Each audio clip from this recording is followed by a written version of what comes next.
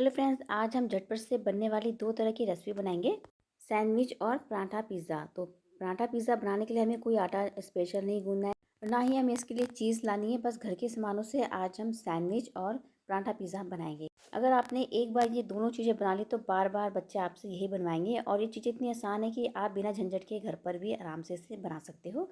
तो ये बड़े छोटे दोनों को बहुत पसंद आएगा। आप इसे बच्चों को टिफ़िन में दे सकते हो और जब भी हल्की फुल्की भूख हो तभी आप इसे बना सकते हो। जब कुछ समझ में ना आए तब भी आप इसको बना सकते हो। तो मैं हमेशा की तरह आपको बीच बीच में टिप्स भी देती रहूँगी कि अगर आपके पास कोई सामान नहीं है तो आप उसकी जगह क्या डाल सकते हो। तो पहले हम यहाँ पे सैंडविच बना लेते हैं। वेलकम टू माय चैनल स्वास्थ्य सेहत की रसोई। तो यहाँ पे मैंने हैंग ले ली है। तो हैंग मैंने यहाँ पे ज़रूरत के हिसाब से लिए, जितनी कि आप यहाँ पे सैंडविच बनाना चाहते हो उतनी आप यहाँ पे हैंग ले सकते हो। तो इसके लिए मैंने दही को ओवरनाइट कपड़े पे हैंग कर दिया था। तो इस तरह से हमारी गाढ़ी दही बनकर तैयार हो गई है। तो यहाँ पे मैं कुछ वेजेस ले लूँगी, प्याज, टमाटर, गाजर ग्रेट करके, शिमला मिर्च और हरा धनिया। तो ये सारी वेजेस हम इसमें डाल देंगे।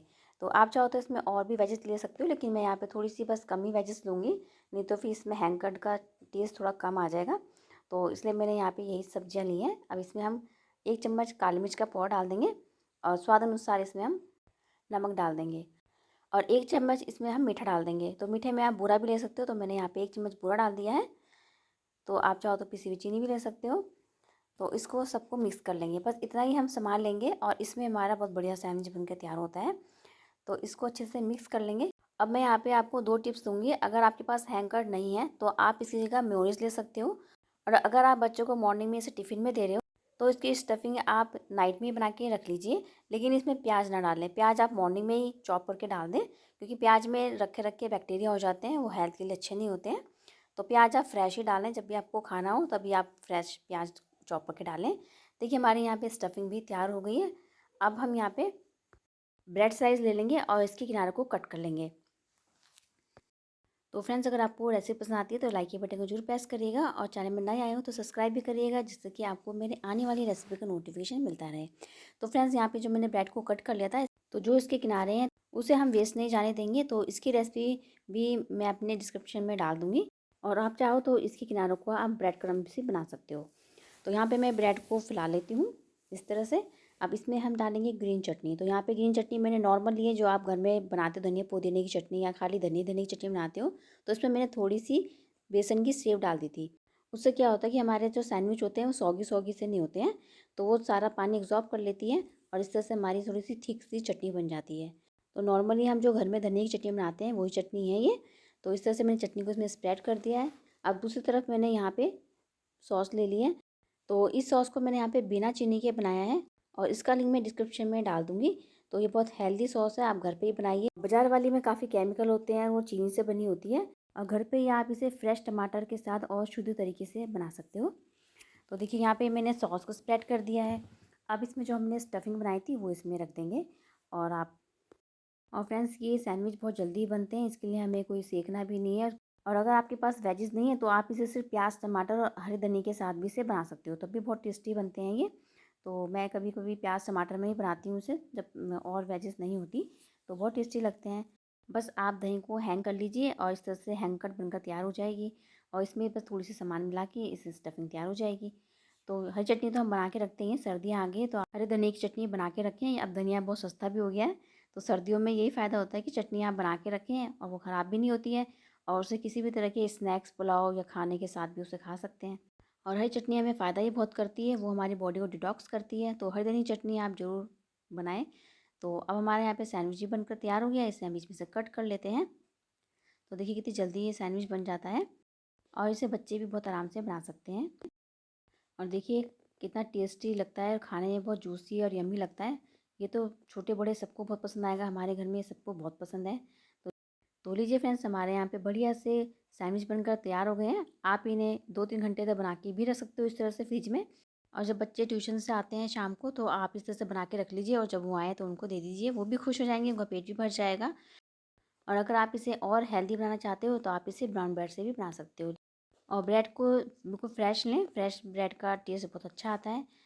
तो अब हमारे यहाँ पे कर्ड सैंडविच भी बनकर तैयार हो गए हैं। अब यहाँ पे पिज़्ज़ा पराठा बना लेते हैं। तो इस पिज़्ज़ा को बनाने के लिए हमें स्पेशल आटा भी नहीं गूंदना है, सिंपल आटे से ही हमें रोटी जिससे हम बनाते हैं उसी से हम ये पिज़्ज़ा बनाकर तैयार करेंगे। तो एक तरह से देखा जाए तो ये पराठा और सब्जी ही है। तो और घर के सामानों से आराम से बनाएंगे। इसके लिए ना हमें मेयोनीज़ चाहिए और ना हमें इसके लिए चीज़ चाहिए। तो चलिए इसकी पहले हम टॉपिंग बना लेते हैं। तो यहाँ पे मैंने ऑयल को थोड़ा गर्म कर लिया है और इसमें मैंने 1-2 कली गार्लिक की डाल दी है।